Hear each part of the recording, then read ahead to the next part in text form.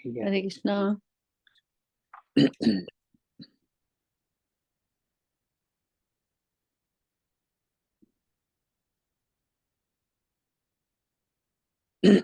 ठीक है।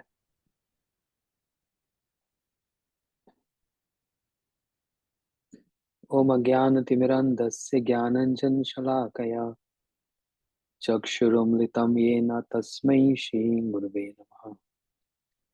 गुरवे गौरचन्द्राय राधिकायै तदालये कृष्णाय कृष्णभक्ताय तद्भक्ताय नमो नमः।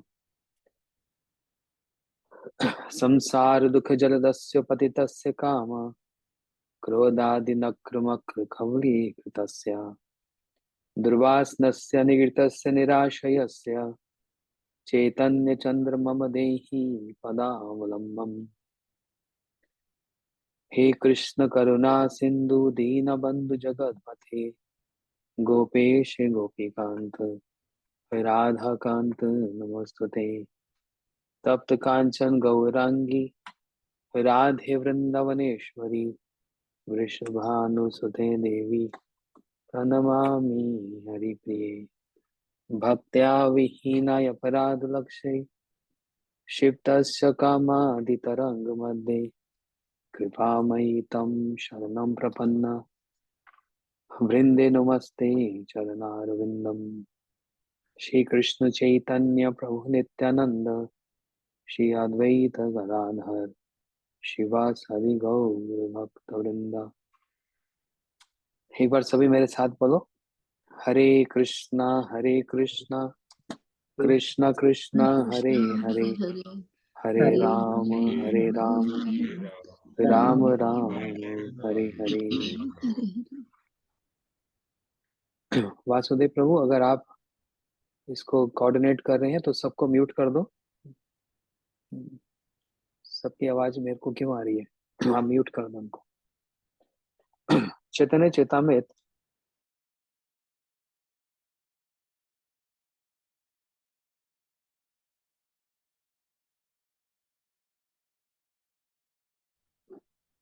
हम लोगों ने कल श्री चैतन्य चेतामृत की भूमिका को श्रवण किया, जिसको कहते हैं इंट्रोडक्शन। क्या महात्म्य है चैतन्य चेतामृत का? वास्तव में चैतन्य किसको कहा गया? चरित्र का अर्थ क्या और अमृत का अर्थ क्या, इसके संबंध में कल हम लोगों ने श्रवण किया था। चरित्र का मतलब जहाँ पर नाम, रूप, गुण, लीला और परिकर ये सभी एकत्रित होकर एक चरित्र का गठन होता है। इसके संबंध में हम लोगों ने ये सब कल श्रवण किया था। तो इसलिए आज हम इसके आगे का अर्थात जो अध्याय है, अध्याय प्रसंग को हम श्रवण करते हैं। हम लोग तीसरे अध्याय से आरंभ कर रहे हैं। क्यों तीसरे अध्याय से आरंभ कर रहे हैं?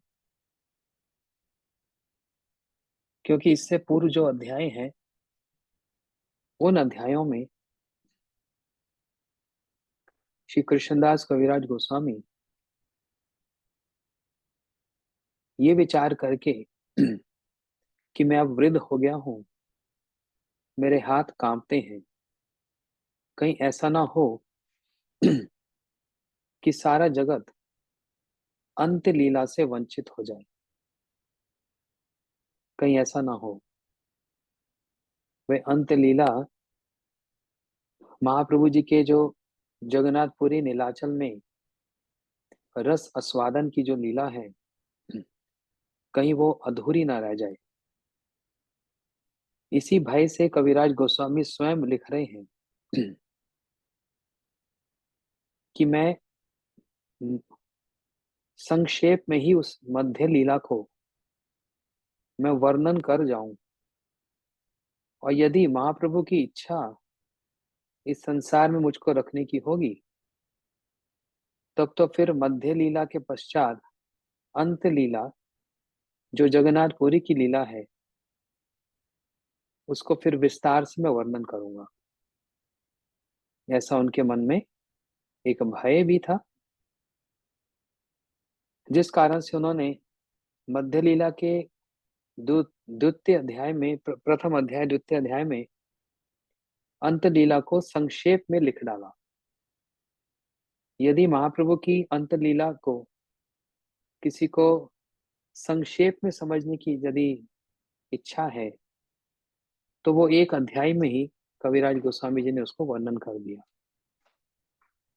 लेकिन विस्तार में हम लोग श्रवण करेंगे जब अंत्य लीला में पहुंचेंगे। अभी हम लोग श्रवण कर रहे हैं मध्य लीला। तो इस मध्य लीला का जो प्रसंग है वह प्रसंग इस प्रकार से कि महाप्रभु जी संन्यास लेने के उपरांत उन्होंने क्या किया। देखो, महाप्रभु जी की लीला एक तो नवदीप की लीला है, फिर उसके पश्चात 24 वर्ष नवदीप की लीला, जहां पर महाप्रभु जी का विवाह हुआ और लौकिक सद्बंधुवत भाव था। जैसे श्री कृष्ण व्रज में नटखट नटखट बाल लीला को करते हैं, ऐसे ही महाप्रभु जी निमाई नाम से जाने जाते और नवदीप में नदिया में अपने परिकरों के साथ भक्तों के साथ नटखट नटखट लीला को करते। इसका विस्तार फिर वृंदावन दास ठाकुर जी के द्वारा श्री चैतन्य भागवत में वर्णन हुआ है। हाँ, परंतु मध्य लीला में, चैतन्य चैतामृत की मध्य लीला में अब वो प्रसंग है जहां पर महाप्रभु जी ने संन्यास ले चुके हैं। नवदीप के निकट ही कटुआ में जाकर केशव भारती जी से संन्यास उनको देकर फिर संन्यास लिया। इसके संबंध में हम लोग श्रवण करेंगे, संन्यास का अर्थ क्या है और वास्तविक संन्यास किसको कहते हैं। ये सारी बातें इस मध्य लीला में, इस अध्याय में स्पष्ट रूप से वर्णन हुई है। तो चलो श्रवण करते हैं। महाप्रभु जी ने सब संन्यास लिया, उसके पश्चात क्या हुआ। कविराज गोस्वामी वर्णन कर रहे हैं, न्यासम विधायो यत प्रणयोथ गौर वृंदावनम गतु मनम भ्रमदिया राडे भ्रमण शांति पूरी मयत्वा ललास भक्त रहीन तम नतोस्मी। कविराज गोस्वामी जी जो ग्रंथ लिखने वाले हैं, उन्होंने इस बात को कहा, संन्यास ग्रहण करने के बाद श्री कृष्ण प्रेम में, महाप्रभु जी जैसे संन्यास ग्रहण किए, कृष्ण प्रेम में वृंदावन जाने की इच्छा करने पर भी, इस श्लोक का अर्थ बतला रहे हैं, ध्यान से समझना। क्या कह रहे हैं? संन्यास ग्रहण करने के बाद श्री कृष्ण प्रेम में वृंदावन जाने की इच्छा करने पर भी भ्रांति चित्त के कारण राढ़ देश में भ्रमण करते करते शांतिपुर पहुंचकर भक्तों से भेंट करके बड़े हर्षित हुए जो गौर चंद्र हैं, जो महाप्रभु, मैं उनको नमस्कार करता हूँ। ये श्लोक का अर्थ है। अब इसको हम धीरे धीरे समझेंगे। देखो, भगवान के अनेक अवतार हुए, जिसमें 10 अवतार बड़ा प्रसिद्ध है। केशवधृता मीन शरीरा, केशवधृता वराह रूपा, केशवधृता नरहरि रूपा, इत्यादि इत्यादि। केशवधृता राम शरीर, 10 अवतार हुए। लेकिन इन 10 अवतारों में भी मुख्य मुख्य कुछ अवतार हैं, जैसे नरसिंह, राम और कृष्ण। इन समस्त अवतारों में संन्यास लीला करके जो अवतार हुआ वह श्री चैतन्य महाप्रभु जी का अवतार हुआ। और अवतारों में, जैसे राम कृष्ण अवतारों में, कहीं ना कहीं रस आस्वादन में एक अभाव रहा, कहीं ना कहीं अभाव रहा। लेकिन महाप्रभु की लीला में किसी प्रकार का कोई भी अभाव नहीं रहा। जैसे समझना ध्यान से,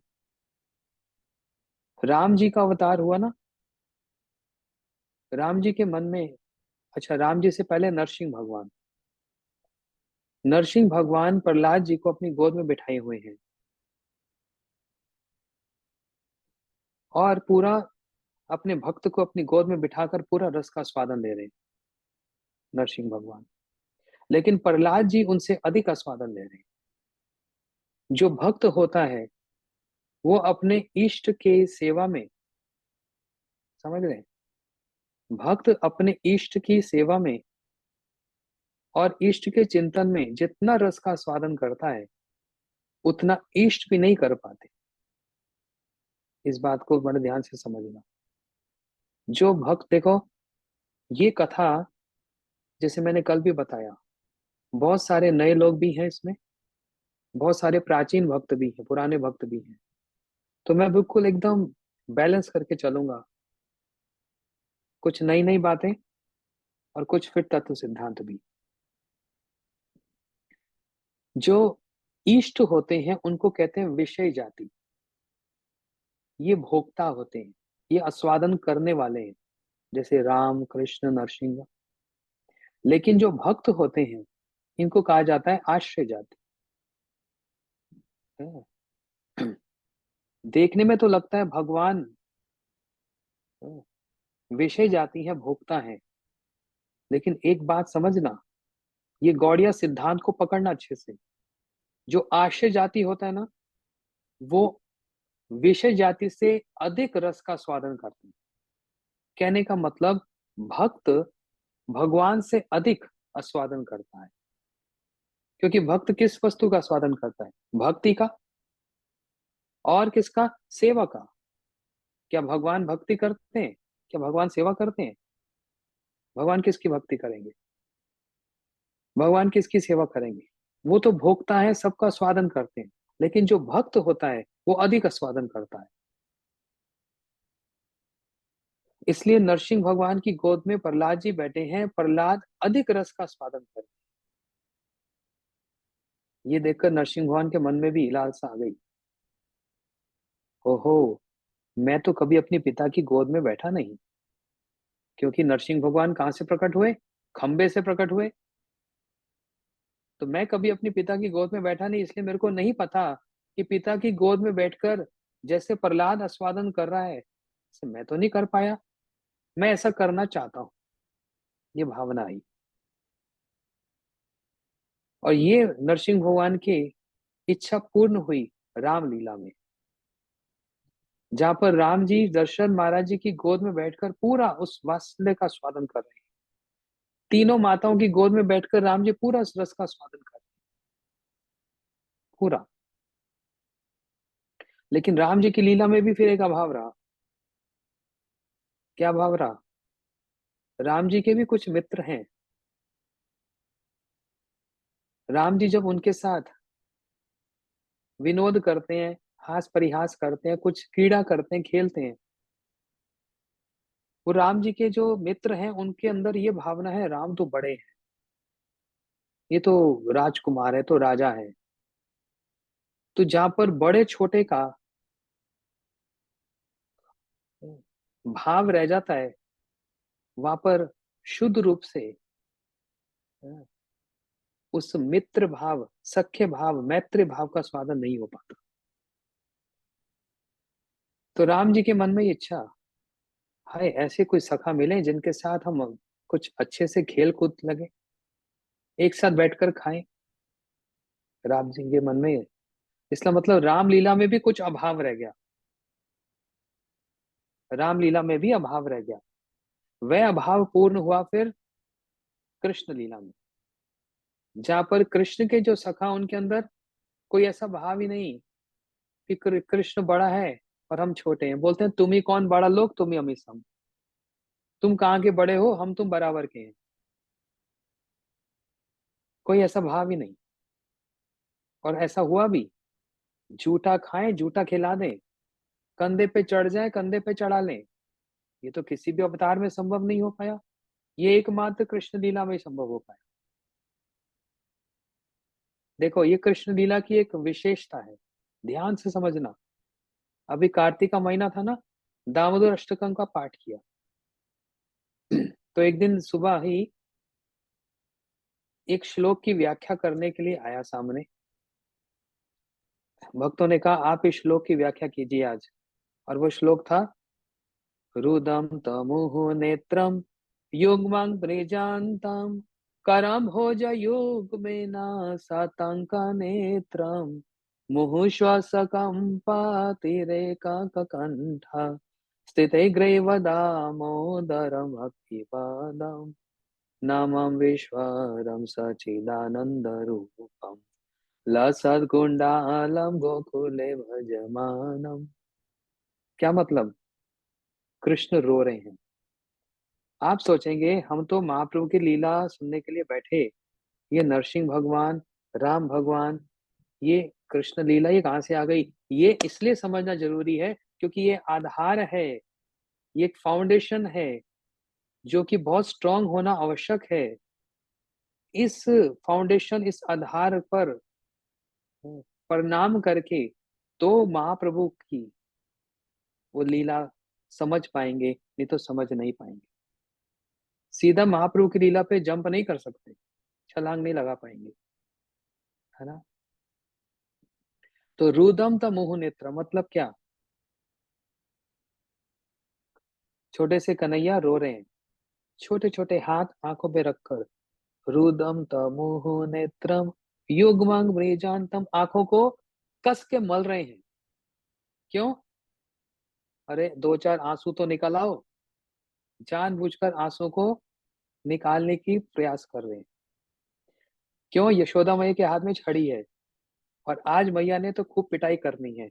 मैया से बचना है आज, उस पिटाई से बचना है। इसलिए जब मैया देखती है बालक के आंखों में आंसू आ जाते तो मैया का हृदय पिघल जाता है। कन्हैया यही चाहते हैं, यशोदा मैया का हृदय पिघल जाए, इसलिए आंख को जबरदस्ती जोर जोर से रगड़ रगड़ के बल रहे हैं, दो चार आंसू तो निकल आए, नहीं तो ऐसे नहीं आ रहे। तो इस श्लोक की व्याख्या में उस समय एक भाव आया था हृदय में, उसी समय तो प्रकट किया कि क्या भगवान और भी कोई भगवान रोए हैं? बताओ। आप लोग चिंतन भी करो, थोड़ा थोड़ा कथा के साथ साथ चिंतन भी करो। क्या कोई और भगवान भी रोए हैं? हाँ, नारायण भी रोए हैं, विष्णु भी रोए हैं। एग्जाम्पल, उदाहरण, भागवतम तीसरा स्कंद। कर्दम ऋषि की तपस्या को देखकर, श्री कर्दम ऋषि की तपस्या को देखकर श्री विष्णु जब वहां पर आए तो उनके नेत्रों से अश्रु प्रवाहित हुए, हृदय पिघल गया। हाँ, मेरी प्रसन्नता के लिए इतना प्रयास किया जा रहा है, मेरी प्रसन्नता के लिए इतनी तपस्या कर रहे हैं कर्दम जी, आंखों से आंसू आए तो विष्णु रोए ना। कितने ऐसे प्रसंग, कोई ऐसा भगवान नहीं जो नहीं रोया। क्या राम जी रोए कि नहीं रोए? कितनी बार राम जी रोए होंगे। सीता जी के विरह में, लक्ष्मण को आलिंगन करके, भरत जी को आलिंगन करके, हनुमान जी की सेवा को देखकर, हनुमान जी को आलिंगन करके, और ऐसे कितने उदाहरण होंगे। श्री राम, उनके नेत्रों से भी अश्रु आए, है ना। नरसिंह भगवान ने अपने सामने प्रहलाद जी को देखा। प्रहलाद, कितनी यातनाओं से तुम निकले हो, अपनी गोद में बिठाया और बड़ा हस्त कमल हाथ उनके मस्तक पर ऐसे फेरने लगे। कितना प्रेम, कितना स्नेह, नरसिंह भगवान के नेत्रों से अश्रु निकल आए।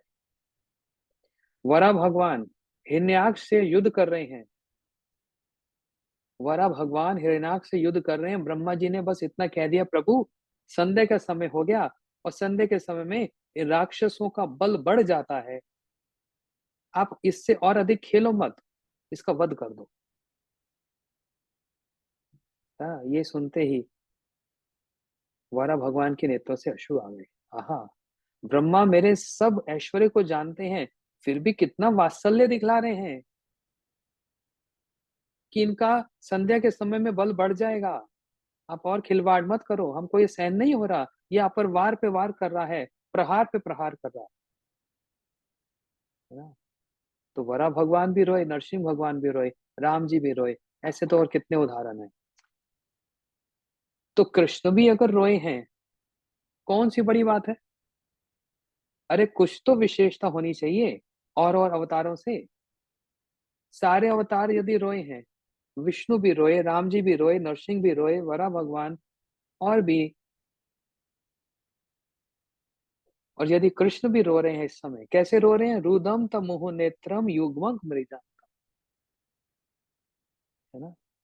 तो कोई ना कोई विशेषता तो होनी चाहिए कृष्ण की, क्योंकि कृष्ण क्या है, कृष्णस्तु भगवान स्वयं।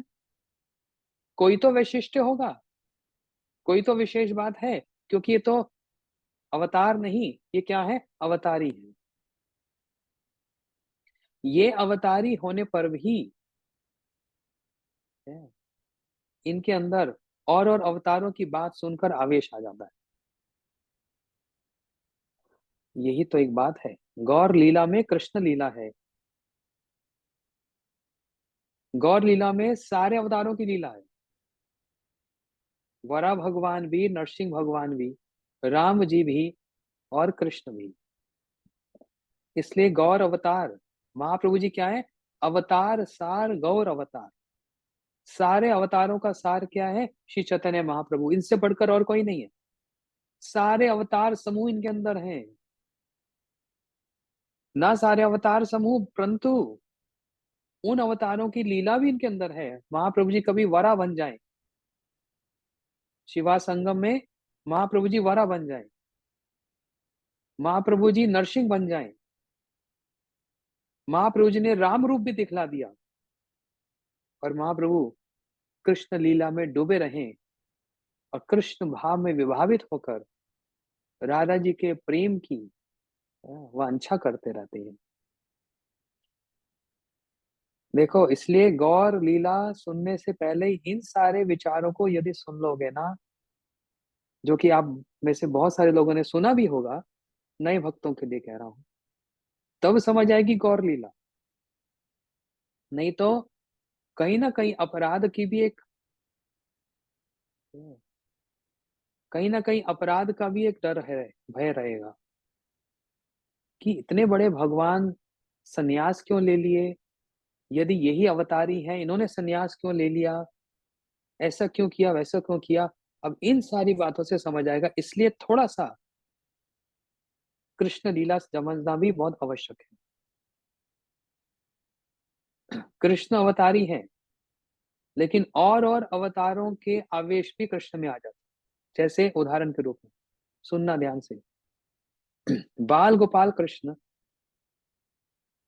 नंद बाबा के आंगन में खेलते हैं, और यशोदा मैया कहती हैं, लाला अब तो सो जाओ। कन्हैया ने कहा, मैया देख मैया, जब तक तू लोरी नहीं सुनाती ना, तब तक मेरे को नींद नहीं आती। तो मैया तू अच्छी सी लोरी सुना, तो मेरे को अच्छी से नींद आएगी। मैया ने कहा, आ मेरे लाल। कन्हैया को लेटा दिया। तो अच्छा, एक लोरी सुनाऊं। कन्हैया ने कहा, देखो वो रोज एक राजा रानी वाली पुरानी नहीं सुनाना, कोई नई वाली सुनाना। रोज आप एक राजा की कहानी सुनाती हो। यशोदा मैया ने कहा, ठीक है, इस बार आज एक नई कहानी सुनाओ, एक नई लोरी सुनाती हूँ। तो यशोदा मैया कहने लगी, देखो कन्हैया, एक बार एक राजा हुए जिनका नाम हुआ दशरथ महाराज। अरे मैया, फिर राजा की बात। अरे वो राजा कोई साधारण राजा नहीं, वो दशरथ महाराज हुए। कृष्ण तो आंख बंद करके थोड़ी सी मुस्कुराहट, दशरथ महाराज, ये तो मेरी बात पे ही आ रही है मैया। उन दशरथ महाराज की 3 पत्नियां थी। अब कृष्ण आंख बंद करके, अरे कन्हैया सो तो नहीं गया, नहीं नहीं नहीं, सुन रहा हूं। उन दशरथ महाराज के 4 पुत्र थे। 4 पुत्र में सबसे बड़े, जैसी मैया ने कहा राम, कृष्ण के मुंह पे मुस्कान आ गई। और थोड़ा तेज हंसे। फिर थे लक्ष्मण, फिर भरत, फिर शत्रुघ्न। ये 4 पुत्र थे। बस कन्हैया तो आज बड़े। कन्हैया सुन रहे हैं ना? बीच में हूं भी कर रहे हैं। मैया को भी सुनाने में आनंद आ रहा है, कन्हैया को भी सुनने में आनंद आ रहा है। हाँ, ये बनती बात। सुनाने में और सुनने में दोनों को आनंद आ रहा है। हाँ हाँ, सुन रहा हूँ सुन रहा हूँ। और फिर जो बड़े भैया राम, दशरथ जी के जो बड़े पुत्र राम, उनका हुआ ब्याह, उनका हुआ विवाह। ओ, जैसे विवाह की बात सुनी, हाँ हाँ, इतनी तेज हंसे। मुंह पे इतनी तेज हंसी आ गई। विवाह की बात है ना, और हंसी आ गई। लेकिन उसके बाद एक बात सुनी। जैसे ही विवाह हुआ, उन राम को, सीता को वन में 14 वर्ष के लिए वनवास हुआ। और वहीं सीता का हरण हुआ। रावण सीता को लेकर चला गया। जैसे ही यशोदा मैया ने कहा ना, कन्या तो जो उछले अपने बिस्तर पर, लक्ष्मण मेरा बाण कहाँ है, हे लक्ष्मण मेरा बाण कहाँ है, मैं इस रावण को मैं मार डालूंगा, मैं वध कर दूंगा। मैया तो घबरा गई, अरे तेरे को क्या हो गया? कान पकड़ा कन्हैया का, बैठ जा बैठ जा, तू राम नहीं है। लेकिन एक बात बता कृष्ण, एक बात बता कन्हैया, तेरे को कैसे पता रावण के 10 मुंह थे? बोलते मैया, तुम क्या समझती है, मेरे को सब पता है। यशोदा मैया सिर पर हाथ मारती, हे भगवान, ये पता नहीं बाहर कहाँ कहाँ खेलता है, कौन कौन सी बातें सुन लेता है, और जो बातें सुनता है मान लेता है कि मैं ही वही हूँ। तू कोई राम थोड़ी ना है। कन्हैया हंसे, बोलते मैया तेरे को क्या पता। तो यशोदा मैया यही सोचती, हाँ इसको नींद आ रही है अब। नींद में तो बड़बड़ाता है ना, तू कहीं नींद में तो नहीं बोल रहा? नहीं भैया, ये तो बड़ी अच्छी लोरी सुनाई आज तूने। तो वो राम जी का आवेश कृष्ण में आ जाता है। राम जी का आवेश। बोले मैया, अब तो मेरी नींद उड़ गई, आपने रावण का नाम लिया ना, उसको मारने की बड़ी इच्छा हो रही है, मेरी नींद उड़ गई, कोई दूसरी लोरी सुना जिससे मैं सो जाऊं। तो यशोदा मैंने कहा अच्छा ठीक है। एक बार एक बहुत बड़ा राक्षस हुआ, उसका नाम हुआ हिरण्यकशिपु। उसका एक पुत्र था जिसका नाम था प्रहलाद। कृष्ण फिर हंसे, मन मन हंसे। उस प्रहलाद पर बहुत ही यातनाएं हुई, और यशोदा मैया तो सारी बातें सुना दी। लेकिन जब मैया ने कहा खंबे से नरसिंह भगवान प्रकट हुए, खंबा फट गया और नरसिंह भगवान प्रकट हुए, जैसी बात बोली, कन्हैया तो बिस्तर पे उछलकर मैया को ऐसे डराने लगा। यशोदा मैया ने कहा लगाऊं एक तमाचा, चुपचाप बैठ जा, तेरे को क्या हो जाता है, इतना आविष्ट क्यों हो जाता है सुनने पर? मैया ने जैसे छड़ी उठाई ना, कन्हैया का तो सारा वेश बंद हो गया, सारा वेश बंद हो गया। इतने में बलराम जी भी आ गए, बलदेव प्रभु आ गए।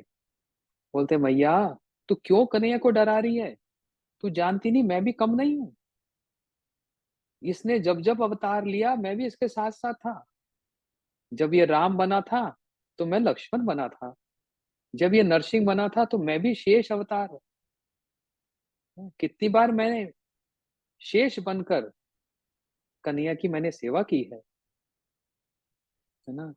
यशोदा मैया ने तो उठाई छड़ी और सिर पे मारा हाथ। बोलते हैं बस दाऊ, कलुआ बलुआ, बस कर बस कर। ये सारे 10 अवतार मेरे ही घर में जन्म लेने थे क्या? ये सारे 10 अवतार ने मेरे ही घर में जन्म लेना था क्या? चुपचाप सो जाओ, नहीं तो ये छड़ी देख रहे हो। बस कन्हैया का दाऊ भैया तो भाग गए वहां से। बोलते कन्हैया अकेला पीटे, मैं क्यों पीटू? भाग गए। किस लिए सारी बात कही? श्री कृष्ण अवतारी हैं, लेकिन जब यशोदा मैया के मुख से या फिर और किसी के मुख से श्रवण करते हैं तो उनके अंदर उन अवतारों का आवेश आ जाता है। लेकिन वह कृष्ण लीला में भी एक अभाव रहा। क्या अभाव रहा? राधा प्रणय विकृति हलादि शक्ति, न जाने राधा प्रेम आछे को तो बल, से भले अमर सदा खोरे विवल। राधा जी का मेरे प्रति वो प्रेम क्या है, मेरे नाम में, मेरे रूप में ऐसा क्या है जो राधा जी इसका पूर्ण आस्वादन करते भाव विभोर हो जाती है? ऐसा क्या है उसमें? ये तीन अभाव को आस्वादन करने के लिए श्री कृष्ण महाप्रभु बनकर आए। इसलिए रामलीला में भी अभाव, कृष्ण लीला में भी अभाव, और गौर लीला में कोई अभाव नहीं, पूर्ण है। इन समस्त अवतारों में किसने संन्यास धारण किया? क्या मत्स्य अवतार, वराह अवतार, नरसिंह भगवान, कूर्मा, परशुराम, बलराम, जितने भी अवतार हैं, किसने अवतार लिया, किसने संन्यास धारण किया? एकमात्र श्री चैतन्य महाप्रभु जी। ये अवतारों का सार है, अवतार सार गौर अवतार, ये सारे अवतारों का सार है महाप्रभु जी। इसलिए इस अवतार में इन्होंने संन्यास धारण किया है। संन्यास ये कोई साधारण बात नहीं हुई है, ये एक बड़ी विशेष बात है। इसलिए इस अवतार को कहा प्रच्छन्न अवतार, मतलब छिपा हुआ अवतार, प्रकट नहीं, छिपा हुआ है। कुछ लोग कहते हैं ये आप लोगों ने कोई एक नया भगवान बना लिया। क्यों? भागवत जी में तो हम कभी सुनते नहीं श्री चैतन्य महाप्रभु का नाम। भागवत जी तो सारे वेदांत का सार है, सर्व वेदांत सारम ही श्रीमद् भागवतम इष्यते। श्रीमद् भागवत तो सारे शास्त्रों का सार है। इसलिए भागवत जी में तो कहीं भी महाप्रभु का नाम नहीं आता। आप लोगों ने ये हरे कृष्णा वाले जो हैं, हरे कृष्णा हरे राम वाले, इन्होंने एक नया भगवान मार्केट में ले आए, ऐसा बोलते हैं बहुत से लोग। नया भगवान मार्केट में ले आए। प्रमाण क्या है? वो हमसे पूछते हैं भागवत जी में प्रमाण कहाँ है? तो एक प्रमाण नहीं, कितने प्रमाण है? क्या प्रमाण? पहला प्रमाण, गर्गाचार्य जी, एक बहुत बड़े आचार्य, कृष्ण बलराम का जब नामकरण करने आए थे, मथुरा से छिप छिप कर आए थे, कृष्ण का नामकरण करने आए, तो उन्होंने गोपन में छिप कर ही नंद बाबा की गौशाला में कृष्ण का नामकरण किया। और नामकरण करते समय कहा, आसन वर्ण स्त्रोही यस्या घृतम अनुयुगम तनु, शुक्ल रक्त तथा पीतम इदानिम कृष्णतम गता। बोलते हैं आपके बालक, ये जो बालक है ना, गर्गाचार्य जी कह रहे नंद बाबा से, ध्यान से सुनो। गर्गाचार्य जी कह रहे नंद बाबा से, आपका ये बालक आसन वर्ण स्त्रोही यस्य घृतम अनुयुगम तनु, ये अलग अलग युग में अलग अलग रंग का होकर आता है। सतयुग में यही आपका बालक शुक्ल वर्ण का था, सफेद। त्रेता में यही बालक रक्त लाल रंग का, शुक्ल रक्त तथा पीतम। और कलयुग में यही बालक पीत वर्ण, सोने के जैसा रंग धारण करके आएगा। इदानीम कृष्णतम गता, और अभी ये कृष्ण होगा। कलयुग में सोने का वर्ण होगा। तो ये बात हो रही है 5000 वर्ष पहले, जब कन्हैया का, दाऊ जी का, बलराम जी का नामकरण हो रहा है। उस नामकरण करने के समय में गर्गाचार्य ने कलयुग की बात को पहले से बता दिया। इसका मतलब ये प्रमाण है, श्री चैतन्य महाप्रभु का उल्लेख श्रीमद् भागवत जी में है। इदानीम कृष्णतम गता, पीत वरण कली पावन गौरा, जो तपते हुए सोने की भांति, जो इतने उज्जवल हैं, तेजवान हैं, वो है श्री चैतन्य महाप्रभु। उन्हीं भागवत जी में देखो ये सारे प्रमाण हैं, ये पॉइंट लिख लो। कोई यदि पूछता है कि क्या प्रमाण है भागवत जी में, क्योंकि भागवत जी सारे शास्त्रों का सार है, तो कहाँ लिखा है महाप्रभु जी के बारे में, तो ये प्रमाण बता देना। दूसरा प्रमाण, एकादश स्कंद श्रीमद् भागवत में, जहां पर नव योगेंद्र संवाद की बात आ रही है, वहां पर जहां नव योगेंद्र संवाद की बात आ रही है, जहां पर कलयुग के अवतारों का वर्णन होया, कलयुग के अवतारों की बात कही जा रही है। तो जहां पर कलयुग के अवतारों की बात कही जा रही है, वहां पर योगेंद्र जी ने कहा, त्वक्त्वा सुदुस्तज्य सुरिप्सराज लक्ष्मी धर्मैष्णार्य वचस यदगादरण्यम माया मृगम दैत्य अनवधावद वंदे महापुरुष ते चरणारविंदम, वंदे महापुरुष ते चरणारविंदम। बोलते हैं जो हिरन की ओर दौड़े, वहां पर नाम तो उल्लेख नहीं हुआ, बोलते हैं त्वक्त्वा दुस्तज्य सुरिप्स राजलक्ष्मी,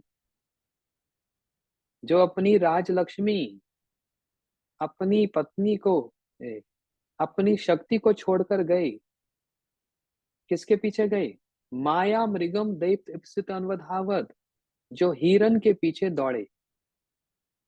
अब बताओ हिरन के पीछे कौन दौड़ा, कौन दौड़ा हिरन के पीछे, हिरन के पीछे दौड़े श्री राम, है कि नहीं।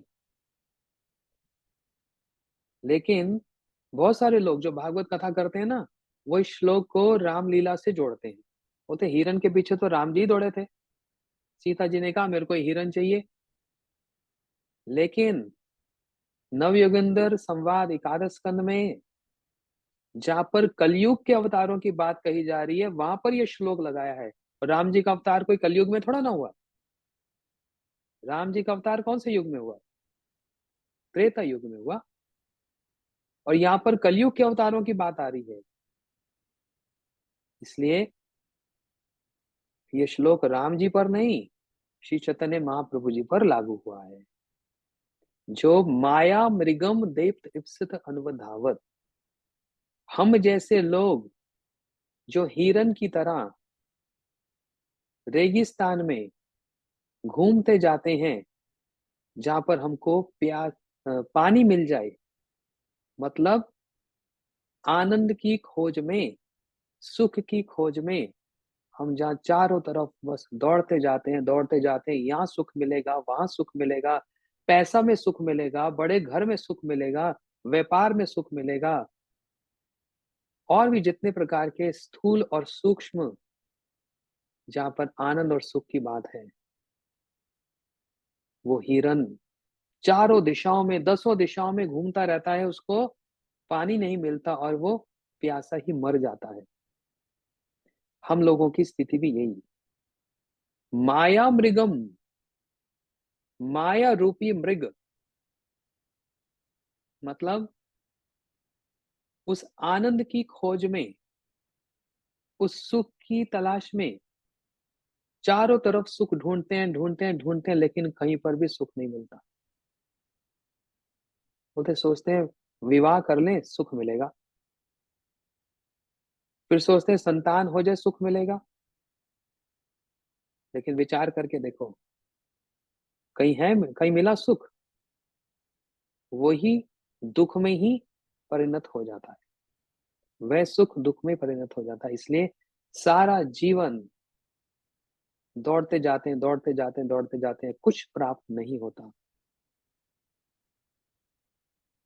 तो हम जैसे प्राणी, ये कलयुग के जीव, बद्ध जीव, हम जो उस सुख के पीछे दौड़े, महाप्रभु जी हमारी ओर दौड़े।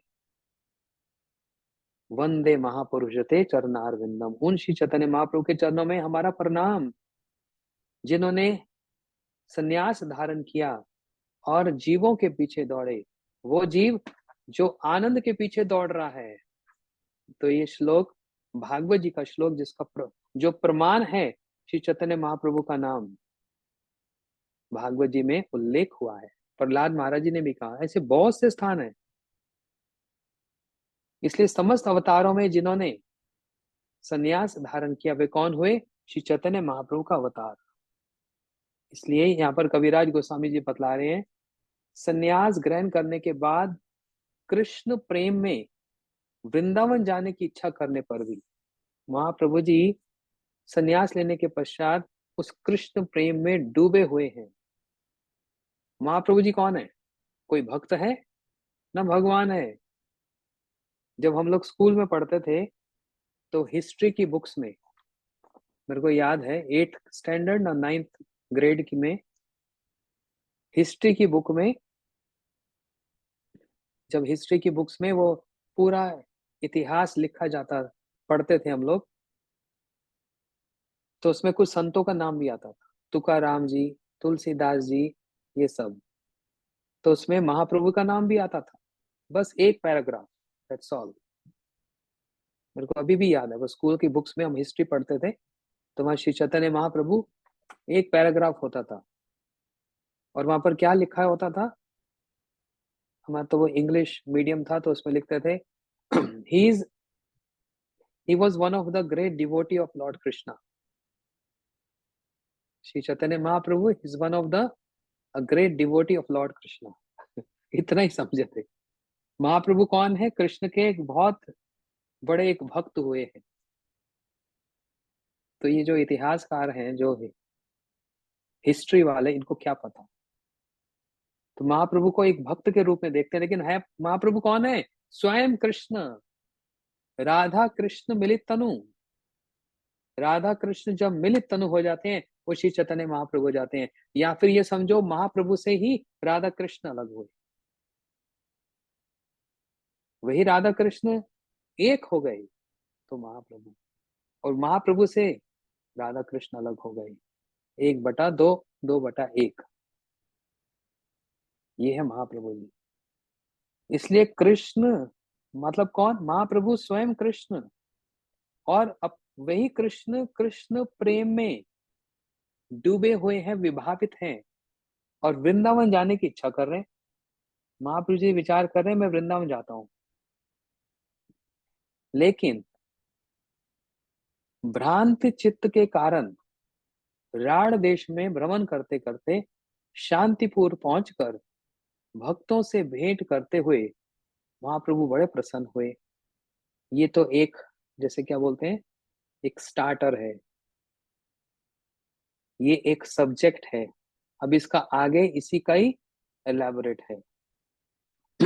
इसी को ही आगे एलैबोरेट किया है, उसको अब सुनिए ध्यान से। प्रभुपाद जी इसके संबंध में कहते हैं, विश्वम्भर, श्री चैतन्य महाप्रभु का एक नाम है विश्वम्भर। विश्वम्भर का अर्थ क्या है? विश्व का जो पालन पोषण करते हैं वह है विश्वम्भर।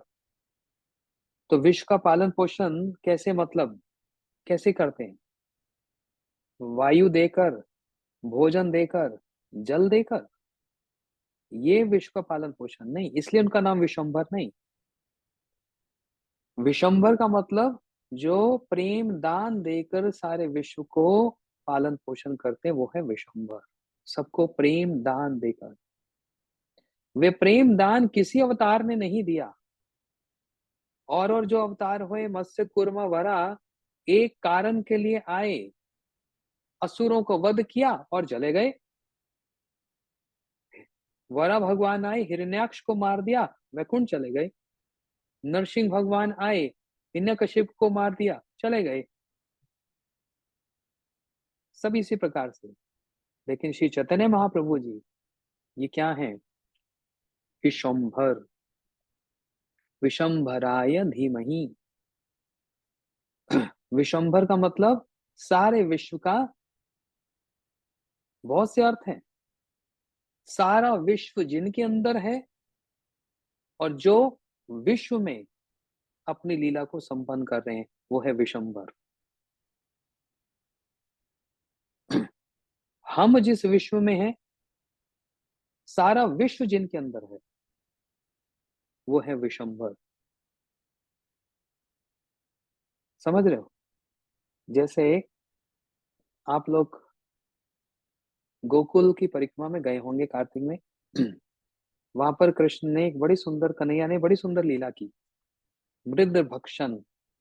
मृद भक्षण लीला मतलब मिट्टी को खाया। अब क्यों मिट्टी खाई? इसके बहुत से कारण हैं, फिर कभी सुनेंगे। लेकिन एक कारण ये, सारे देवता कह रहे हैं प्रभु हमको भी थोड़ी थोड़ी ब्रजरज चाहिए। कृष्ण कहने लगे सबको? बोलते हैं हाँ। तो कृष्ण पूछने लगे कितने हो तुम लोग? बोलते हैं ज्यादा नहीं, 33 करोड़। 33 करोड़ हैं हम। तो कृष्ण विचार करने लगे 33 करोड़ देवी देवता हैं, लेकिन मुंह भी सबके कोई कम नहीं है। ब्रह्मा को ही देख लो, 4 मुंह तो इसके ही है। शिव जी को देख लो, 5 मुंह तो इसके ही है। और भी किसके कितने कितने होंगे। इतने मुंह में ये ब्रजरज जाएगी तो ब्रजरज ब्रज धूल ही समाप्त हो जाएगी। सारी ब्रज धूल ही समाप्त हो जाएगी, तो क्या किया जाए? कोई इसका सार निकाल दिया जाए। तो सार क्या? बोलते मैं ही इसको खा जाता हूँ। जब मैं ही खाऊंगा तो सारे विश्व को ब्रज की धूल ब्रज रज प्राप्त हो जाएगी, है ना। और विशेषता विशिष्ट तो ये है, जिनमें सारा विश्व समाया हुआ है वही कृष्ण विश्व में आकर एक लीला को संपन्न कर रहे हैं। सारा विश्व का आधार कौन है? सारा विश्व किस में समाया हुआ है? भगवान में। और वही भगवान इसी विश्व में आकर एक साधारण एक बालक की तरह, हाँ, मृद भक्षण मिट्टी खाने की लीला कर रहे हैं। ये वैशिष्ट्य है। इसलिए मिट्टी खा लिया, थोड़ी सी मिट्टी खा ली। और कारण क्या बताया मिट्टी खाने का? मेरे उदर में, मेरे पेट में तो सारा विश्व ब्रह्मांड है। इसलिए वो एक ब्रज रज खाकर सारे विश्व ब्रह्मांड का मैं उद्धार कर दूं। कन्हैया ने मिट्टी खाई ना। मिट्टी खाकर यशोदा मैया के निकट जब आए, मैया के तेवर देख लिए। ओ, बोलते face is index of mind. मन में क्या चल रहा है वो चेहरे पे ही पता लग जाता है। लगता है ना, देखने से पता लग जाता है। यशोदा मैया को देखा, मैया के तो तेवर चढ़े हुए थे। और जैसे कन्हैया निकट आए, मैया ने पीछे रखी एक छड़ी उठाई और सीधा हाथ गया कान पर। ये किसी अवतार में नहीं हो पाया, कहीं नहीं हो पाया। जब हुआ ऐसा, क्यों आज मैं क्या सुन रही हूँ? तूने आज मिट्टी खाई, तूने आज माटी खाई। कन्हैया के मुंह में मिट्टी, मुंह कैसे खोले? तो ऐसे इशारे से कर रहे हैं। किसने कह दिया? इतने में बलराम जी आ गए, बलदेव प्रभु आ गए। बोलते हैं मैयारी, मैं तो समझ नहीं पा रहा क्या हो रहा है। मुझको पता है इसका अवतार हुआ है, ये हमारे सनातन गोस्वामी जी विष्णु चक्र ठाकुर ये टीकाओं में बतला रहे हैं बड़ी सुंदर बात। मुझे पता है कन्हैया का अवतार हुआ पृथ्वी का भार समाप्त करने के लिए। असुरों को मारकर, ये जो असुर हैं पृथ्वी के भार हैं, इसको मारकर, असुरों को मारकर पृथ्वी का भार समाप्त करना है, इसलिए इसका अवतार हुआ। लेकिन ये भार ऐसे कम करेगा मेरे को नहीं पता था, ये तो खा गया। ये पृथ्वी का भार मतलब पृथ्वी मिट्टी को खा गया। ये ऐसे कम करेगा मेरे को नहीं पता था। तो इसका मतलब बलराम प्रभु जी साक्षी दे गए हैं कि कन्हैया ने मिट्टी खाई। और मैया के मन में तो बात बैठ गई, कन्हैया ने मिट्टी खाई। तो इसलिए आते ही यशोदा मैंने पूछा क्यों, अभी दाऊ बोल गया तूने मिट्टी खाई। कृष्ण सोच रहे हैं अगर आज मैं पकड़ा गया तो आज मैया ने छोड़ना नहीं। क्या करूं क्या करूं, विचार कर रहे हैं। तो वहां पर एक सिद्धांत है, इसको कृष्ण भली भांति जानते हैं। कृष्ण विचार करने लगे, सब्जेक्ट को बदल दिया जाए, टॉपिक को बदल दिया जाए। जब टॉपिक बदल दिया जाए तो थोड़ी देर लग जाएगी मैया को समझने में भी। इतने में जो मुंह में जो मिट्टी है वो चूस चूस के अंदर पहले डाल लूं, फिर मुंह खोलूंगा, है ना। मिट्टी मुंह में डालकर और अंदर ही अंदर धीरे धीरे जीभ से, अब निगल तो सकते नहीं, इतना बड़ा गोला ले लिया, कैसे निकलेंगे अंदर। अब उसको जीभ से चूस रहे हैं और मुंह नीचे करके, मैया सच बात बताऊं, अच्छा सच बताऊं कि झूठी बताऊं, बातों में मैया को लगा रहे हैं कि थोड़ा सा समय लग जाए जिससे कि मिट्टी घुल जाए अंदर। मैया सच बात बताऊं, कैसे बताऊं, बताना भी कठिन। धीरे धीरे मुंह खोल दे, बातों में लगा दिया मैया, कैसे बताऊं भैया। बड़े दुख की बात है। अरे हुआ क्या, ये तो बोल। ये दाऊ बहुत खिजाता है मैया, ये बलराम, इसने मेरे को बहुत परेशान कर दिया है। मैं आज बहुत रोया मैया, और धीरे धीरे मिट्टी अंदर जा रही है। अरे हुआ क्या ये तो बता। तो कन्हैया कह रहे हैं, मैया दाऊ आकर कह रहा है कि देख, तेरी मैया यशोदा भी, वो भी गोरी, तेरे बाबा नंद बाबा वो भी गोरे, मैं दाऊ, मैं भी गोरा, तू काला कहाँ से आ गया, तू काला कैसे हो गया। मैया भी गोरी, बाबा भी गोरे, मैं भी गोरा, तू काला कैसे हो गया, कुछ गड़बड़ है। और सच बात बताऊं, अब कन्हैया ये बात को बड़े घुमा फिरा कर और अंदर ही अंदर मिट्टी को और घोल रहे हैं, जल्दी से जल्दी अंदर पहुंच जाए बस। हाँ मैया, मेरे को बड़ा बुरा लगा सुनकर। और पता है उस दाऊ भैया ने क्या कहा फिर, दाऊ भैया ने फिर ये भी कह दिया, तेरे को तो नंद बाबा मार्केट से खरीद के ले आए, तू उनका पुत्र नहीं है। मैया मैं क्या करता। तो मैया ने कहा, अरे दाऊ की बात पे मत जा, ये तो ऐसे खिजाता है, लेकिन मैया इसका कुछ तो करना पड़ेगा। दाऊ ये तो रोज की बात हो गई, कुछ तो करना पड़ेगा। तो तुम बता क्या करना चाहिए। बोलते मैया एक सोल्यूशन है इसका। अच्छा, तूने इसका सोल्यूशन भी ढूंढ लिया। बोलते हाँ मैया, परमानेंट सोल्यूशन। क्या, तू मेरा ब्याह करवा दे। कन्हैया बोल रहे मैया से, मैया तू मेरा ब्याह करवा दे। अरे ब्याह करने के लिए लड़की ढूंढनी पड़ती है, घर ढूंढना पड़ता है, बहुत कुछ करता है। बोलते मैया, और साथ साथ मिट्टी भी अंदर जा रही है। ये बातों, ये बोलते हैं प्रसंग को बदल देना, क्योंकि माँ का ध्यान अगर बदल दिया जाए तो माँ का ध्यान उस शासन पर नहीं जाएगा, उस पिटाई पर नहीं जाएगा। अब ध्यान बटा रहे हैं उनका कन्हैया, ध्यान कहीं और जाएगा, और वही 15-20 मिनट लगेंगे, मिट्टी पूरी की पूरी अंदर चली जाएगी, फिर तो बच जाऊंगा। लेकिन आज अगर मैया ने मुंह में मिट्टी देख ली तो बस गया। तो बोलते मैया देख, बाबा गैया चराते हैं, ऐसी एक और बाबा भी है ब्रज में, बड़े प्रसिद्ध हैं, उनकी भी बहुत गैया है। यशोदा मैंने कहा कौन से। अरे वो है ना, विश्वभानु महाराज जी, वो नंद बाबा के बहुत पुराने मित्र हैं। और मैया वो, उनकी पत्नी है ना कीर्तिदा माता, कितनी अच्छी माता है। जैसे आप इतनी अच्छी माता हो ना, ऐसे वो कीर्तिदा माता भी बड़ी सुंदर, बड़ी अच्छी माता है, बड़ा वात्सल्य है उनका। और आपके साथ तो उसकी, उनका कुछ सख्य भाव है ना, मित्र है ना, मैत्री भाव। हाँ, फिर उससे क्या होगा। अब कन्हैया मुद्दे की बात बता रहे हैं। वो उनकी ना, उनके घर में उनकी एक लाली है, उसका नाम क्या था मैया, क्या नाम था, राधा। हाँ, उससे मेरा ब्याह करवा दे, तो सब समय का झमेला ही, झंझट खत्म हो जाएगा। तो यशोदा मैया तो अब मंद मंद हंस भी रही है।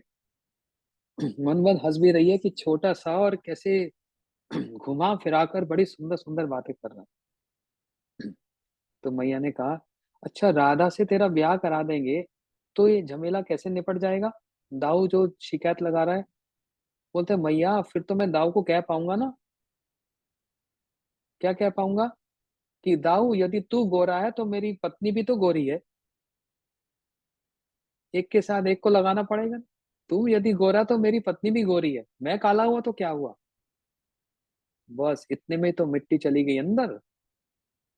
अब कन्या तो बड़े कॉन्फिडेंस से बोल रहे हैं, बड़े आत्मविश्वास से, मैया मैंने मिट्टी कहाँ खाई। अब प्रसंग को कैसे बदल दिया, है ना?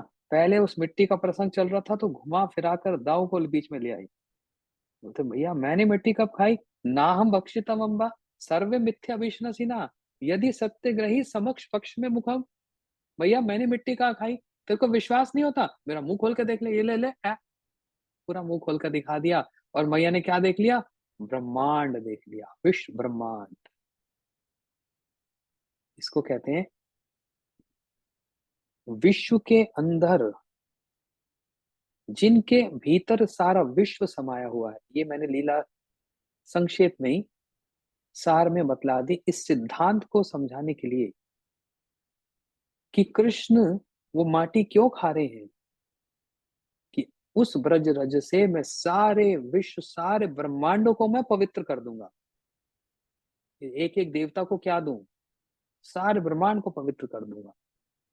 तो सारा विश्व जिनके अंदर समाया हुआ है, कुंती देवी जी ने प्रार्थना की, नमस्य पुरुषत्वाद्यम ईश प्रकृति परम लक्ष्यति सर्वभूता नाम अंतर बहिरवस्थितम। भागवत जी में प्रथम स्कंद में सबसे पहली स्तुति कुंती जी की स्तुति, नमस्य पुरुषत्वाद्यम ईश्वर प्रकृति परम। आप प्रकृति से परे हैं, आप ईश्वर हैं। अंतर बहिरवस्थितम, आप अंदर भी हैं और बाहर भी हैं। कौन सा ऐसा स्थान है जहां पर आप नहीं हैं? कौन सा ऐसा स्थान है? सारे विश्व में आप हैं और सारा विश्व आपके अंदर है। और यही बात चतुश्लोकी भागवत में पहले श्लोक में कही, अहम एवसाम एवाग्रे नान्य सत असच्च परम पश्यत अहम यो शिष्यति स्वस्मिन अहम। मैं ही सृष्टि से पहले था, मैं ही सृष्टि में हूं, मैं ही सृष्टि के बाद रहूंगा। श्री कृष्ण अपने आप को बड़े मैं ही कह रहे हैं, मैं। तो यहाँ पर जो बात मैं सिद्धांत बतलाना चाह रहा था, सारा विश्व जिनके अंदर है और जो सारे विश्व में है, ये है भगवान की प्रभुत्ता। इसलिए इनका नाम है विश्वंभर। श्री चैतन्य महाप्रभु कह रहे हैं, जिन विश्वंभर ने वैदिक नियम अनुसार संन्यास ग्रहण किया और कृष्ण प्रेम में विवल होकर वृंदावन जाने की इच्छा की। महाप्रभु जी वृंदावन जाने की इच्छा कर रहे हैं, मैं वृंदावन जाऊंगा। और इन्होंने संन्यास ग्रहण किया कैसे? बोलते हैं वैदिक नियम अनुसार संन्यास ग्रहण किया। वृंदावन क्यों जाना है, इसके कारण हम सुनेंगे। लेकिन इस समय महाप्रभु जी की जो मनोदशा है, वो कृष्ण प्रेम में पूर्ण रूप से विवल होए पड़े हैं, मग्न होए पड़े हैं। महाप्रभु जी वृंदावन जाने की इच्छा कर रहे हैं, किंतु प्रेम आवेश में होश तो है नहीं। कौन सी दिशा पकड़नी है, कहाँ जाना है, उस प्रेम के आवेश में। होता है कभी ऐसा? कभी कभी हम लोग किस आवेश में होते हैं? कभी होता है ऐसा, रेयर, नॉट एवरी डे, रोज नहीं होता। हम किसी आवेश में होते हैं, कहना कुछ है, कह कुछ जाते हैं। लिखना कुछ है, लिख कुछ और जाते हैं। जाना कहीं और है, कहीं और पहुंच जाते हैं। कोई भक्त गाड़ी चला रहा था, अरे महाराज जी उधर मुड़ना था, मेरा ध्यान ही कहीं और था, आगे चला गया मैं, वो वापस मुड़कर आना पड़ेगा। आवेश है।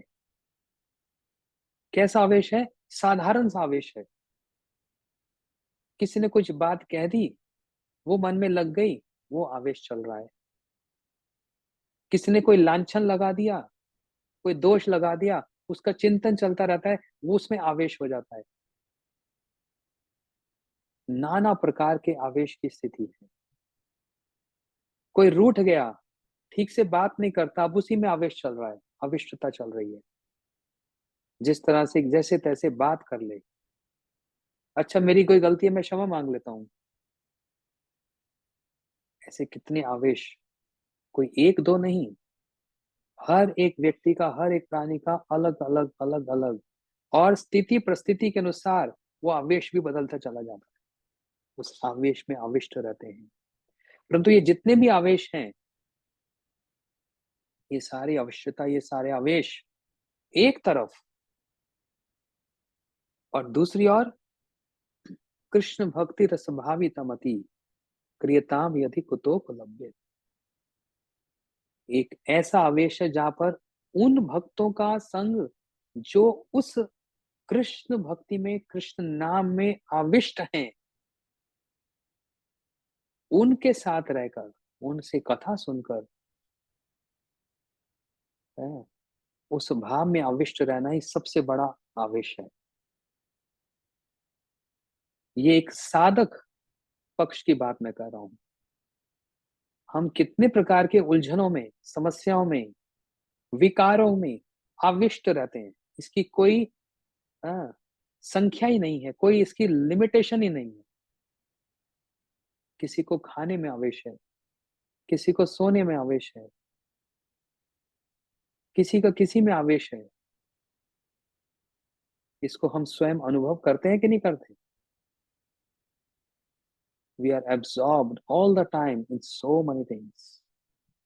Absorption. और यही जो एब्जॉर्प्शन है वो कैसी है? भयम द्वितीय विनेशता, ये द्वितीय अभिनिवेश है, अविष्टता है। द्वितीय, पहली नहीं, पहली किसकी होगी? कृष्ण और कृष्ण भक्ति, कृष्ण भक्त। अब कितना कठिन हो रहा है, सच्ची सच्ची बोल रहे हैं, ये कहने सुनने की बात नहीं, कितना कठिन हो रहा है इस आवेश से उस आवेश में पहुंचना, कितना कठिन हो रहा है कि नहीं? जो लोग हरि नाम कर रहे हैं, साधन कर रहे हैं, प्रयास कर रहे हैं, जैसे तैसे काम क्रोध लोभ मोह मात्सर्य से ऊपर उठने की चेष्टा जो चल रही है, कैसा आवेश है बताओ, है ना? साधक के लिए ये सारे आवेश एक तरफ हो जाएं, और नाम जप करने में, कथा सुनने में जो आवेश हो जाए। मेरे गुरु भाई माधव प्रिय प्रभु एक बड़ी सुंदर कथा सुनाते थे, बहुत वर्ष पुरानी, स्मरण हो रही है।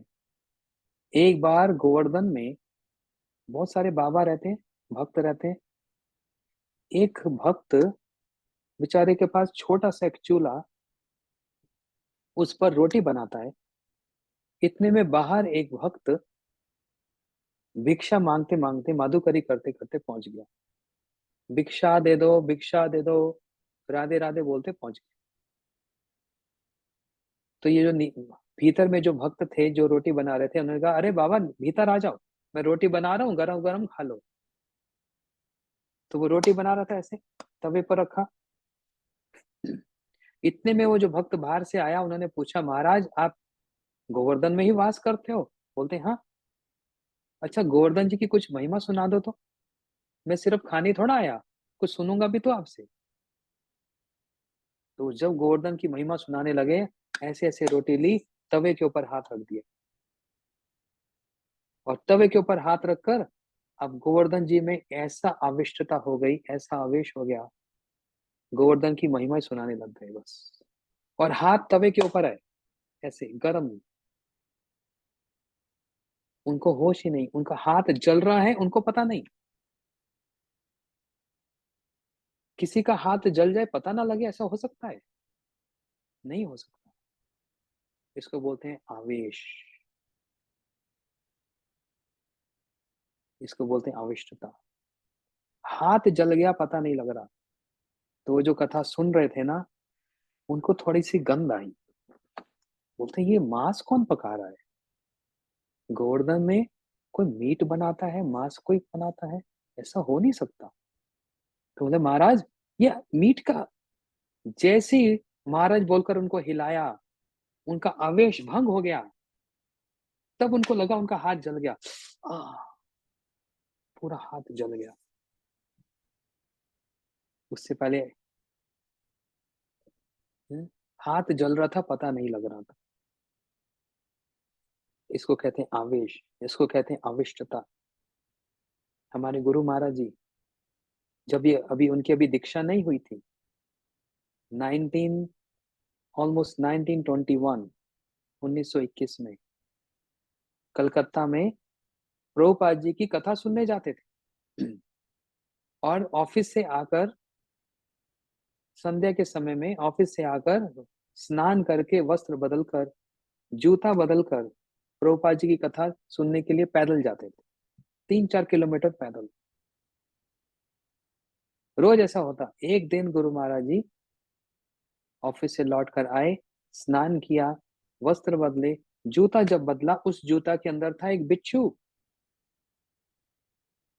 और गुरु महाराज जी चल रहे हैं 3-4 किलोमीटर तक, वो बिच्छू डंक मांग रहा है, काट रहा है, खून पी रहा है। गुरु महाराज जी को होश ही नहीं। अभी दीक्षा नहीं हुई, लेकिन प्रभुपाद जी के चरणों में, प्रभुपाद जी की कथा में इतना अनुराग, इतना अनुराग कि वो बिच्छू काट रहा है, खून पी रहा है, उनको होश नहीं। इसको बोलते हैं आवेश, कथा में आवेश। होश ही नहीं। जब चलते चलते आश्रम में पहुंचे, तब जूता उतारा तो भक्तों ने देखा पूरा जूता खून से भरा हुआ है। बोलते अरे अरे अरे, इतना रक्त, इतना खून। जैसे ही वो आवेश भंग हुआ, तो गुरु महाराज जी को अब हाँ दर्द हुआ। ओह, अब दर्द हुआ। पहले क्यों नहीं हो रहा था? मन ही वही नहीं था, आवेश ही वही नहीं था। आवेश तो कथा में था। परीक्षित महाराज को ना भूख लग रही है, ना प्यास लग रही है, ना नींद आ रही है। क्यों? आवेश। किसमें आवेश है? किसमें आवेश है? वो कृष्ण कथा जो सुखदेव गोस्वामी जी कह रहे हैं ना, उसी में इतना आवेश है। उसी कोई पान कर रहे हैं भैया, खाना पीना ये तो कुछ भी नहीं। सुखदेव गोस्वामी जी का आवेश किसमें? कीर्तन में। सुखदेव गोस्वामी जी सबसे बढ़िया कीर्तनिया है। तो 24 घंटा में 24 घंटा बस कृष्ण कथा को ही कह रहे हैं। हम लोग 1-1.5 घंटा कहते हैं, फिर अभी आप लोग बोल रहे होगे 10:30 बज गए, 10:30 बज गए और सबको नींद आ रही होगी। ये हम लोगों की स्थिति है।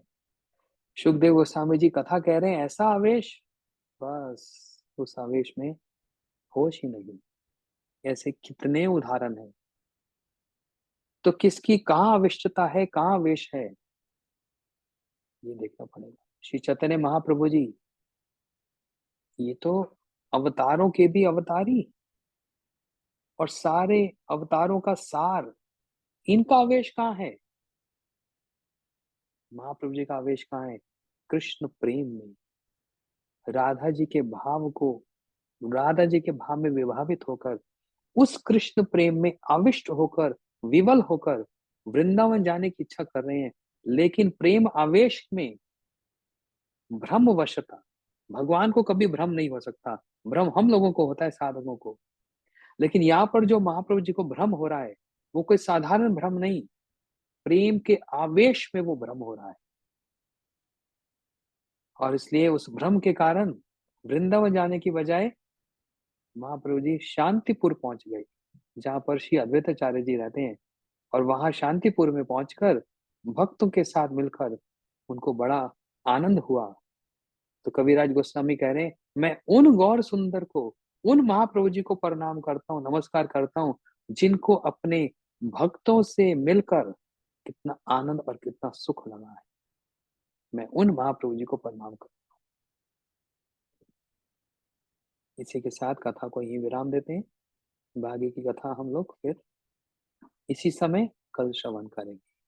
हरे कृष्णा।